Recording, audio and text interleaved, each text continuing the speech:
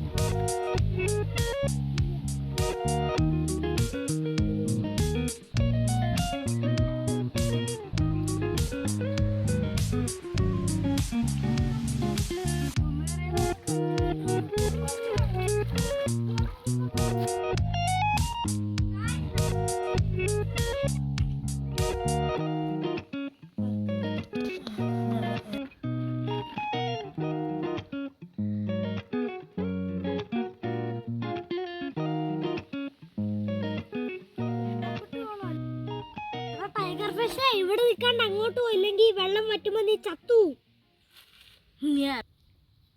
ഇതാണ് നമ്മുടെ കുളം.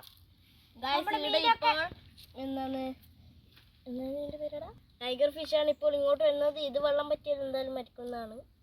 ഇപ്പോൾ ഇവിടുന്ന് വെള്ളം പറ്റുമായിരിക്കും guys. Bye bye, see U.